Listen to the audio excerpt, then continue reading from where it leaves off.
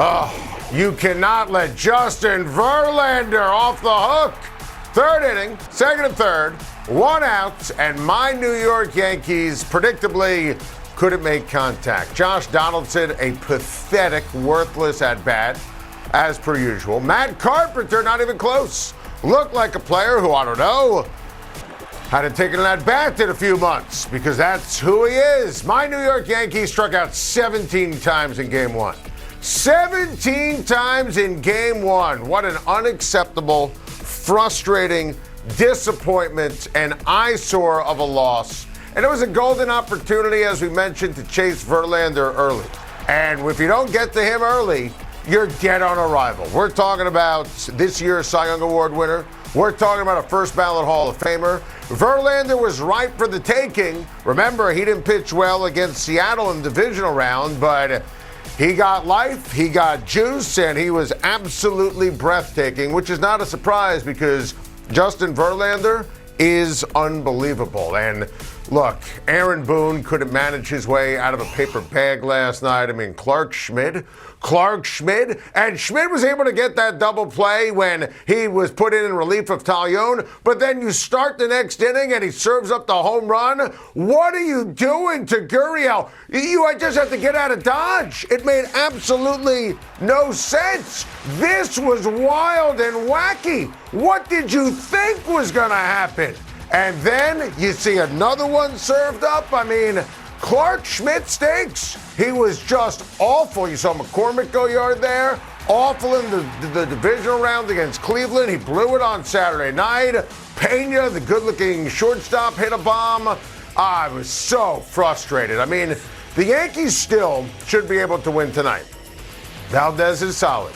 Luis Severino is better. Luis Severino gives the New York Yankees a great advantage when you look at the pitching matchup. And they say, and I believe in it, your next day starting pitcher is the momentum in Major League Baseball. Yankees were literally and figuratively hungover for the ball game last night. This after they celebrated the win against Cleveland. They had Verlander on the ropes. But look, IKF stinks. Josh Donaldson stinks. Matt Carpenter stinks. Aaron Boone stinks. So many issues last night for the New York Yankees. This is a pseudo must-win if you're going to win the American League and get to the World Series. Make it 1-1, setting up a delicious and delirious Game 3 on Saturday. No excuses for the Yankees. Make contact and get it done. That is great news from Mike McCarthy, and Dak confirmed it. He's playing Sunday, CBS, against the Detroit Lions,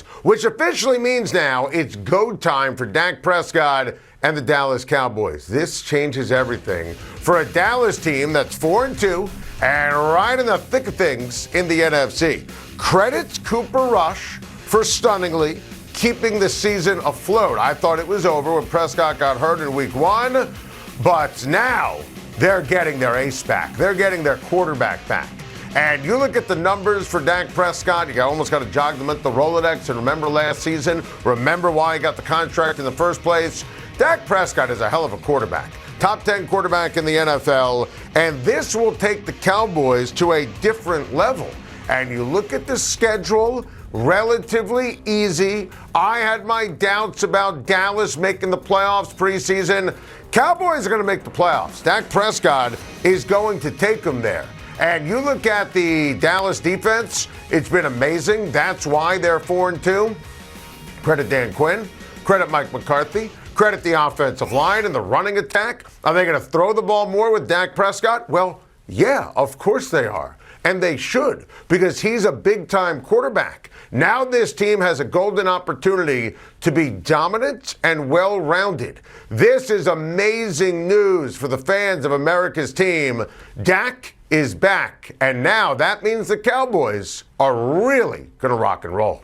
Welcome back to the NBA, Zion Williamson. How sweet is it to have a healthy, dominant Zion back on center stage in the NBA? Zion Williamson didn't play last year after the surgery, the foot. He was out of shape, roly-poly. And I still believe that Zion can be that unicorn, can be that superstar that made him the #1 overall pick in the draft a few years ago. The Pelicans have been waiting. Pelican fans have been waiting. Last night, that was the guy New Orleans drafted number 1 overall a few years ago out of Duke. I mean, these numbers were incredible. The feel was even better. And if you can get this from Zion, the Pelicans are going to be ready to dominate. C.J. McCollum, a veteran who knows how to fill up a box score. Brandon Ingram, stud, an absolute star. Athletic, super smart. This team is versatile. They play defense. They're well coached. Willie Green does a tremendous job. Last night was a big deal for the NBA, big deal for the Pelicans, the league, the world of sports. It's all a better place when Zion is on the court doing his thing.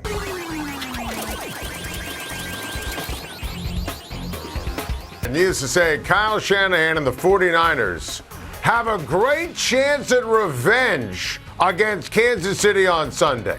You don't have to wait for Friday's picks. I'm telling you right here, right now, Kyle Shanahan, you saw how angry he was.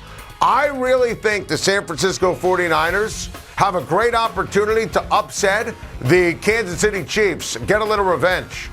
Kyle Shanahan coming off a loss. Stunning fashion in Atlanta against the Falcons. This San Francisco defense, San Francisco, what a treat.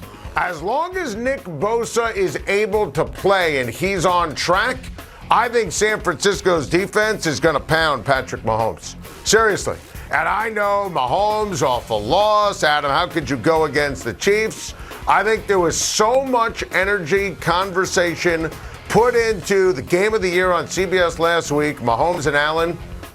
I think there's a shot that you're going to see. Remember, they had the Raiders the week before. You want to talk about energy and focus, and that was a short week. I think you're going to see the Chiefs a little bit lackluster, relatively speaking, on Sunday.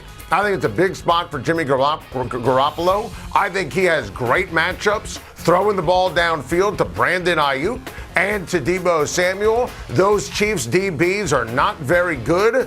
Jimmy wants revenge. If he hit Emmanuel Sanders, they would have won that Super Bowl.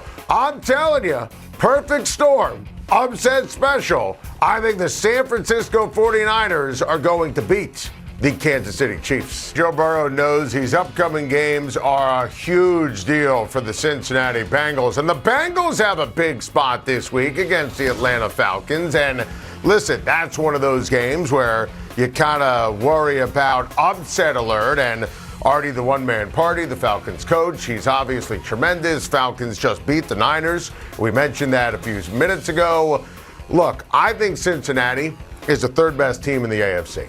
And I think Cincinnati is about to go on a long winning streak. You look at how Burrow and Chase were able to dominate the Saints. They ran the ball with authority with Joe Mixon. Cincinnati's defense is very underrated. And I still believe Joe Burrow is one of those guys, one of those quarterbacks. Even though he hasn't had the same year as last year, he is a sensational difference-making quarterback. And Burrow's hitting his stride. And I think Joe Burrow is about to set the rest of the NFL on fire. Don't sleep on the Cincinnati Bengals. They're winning the AFC North, and I think they're still going to be a factor in the postseason this year. It was a rough Brooklyn debut last night for Ben Simmons. And he blamed it on what now? Ben Simmons is saying he didn't play well because he was too excited. Yeah. Yikes. That was a flat-out disaster for Ben Simmons. And I know he hasn't played in a real NBA game since he didn't shoot Game 7, second round of the playoffs against the Atlanta Hawks in Philly, but my goodness, Ben Simmons fouled out. Ben Simmons couldn't shoot. Ben Simmons was atrocious on defense. His defense should have been there. His passing should have been there. Should have been able to hit, layups. I mean, Ben Simmons was wretched. Now, I know I was getting all your tweets last night. Adam, how could you pick the Nets to beat the Clippers preseason on time to shine? You're an idiot. You're a fool. Didn't you see what happened in the offseason with Kevin Durant, with Kyrie? How could you believe? Don't you want to redo your pick? No, I don't. I refuse to redo it. And I know people say, Steve Nash can't coach his way out of a paper bag. They'll be fine. I believe that. I firmly believe that. Credit the Pelicans, as we did earlier in the show. But my goodness, if Ben Simmons is blaming excitement on why he had no idea what the hell he was doing, I don't know, maybe I should have some regrets. It's always something with the Brooklyn Nets. Always something. Thank you for watching. Please like and subscribe. And don't forget to hit the bell for more videos.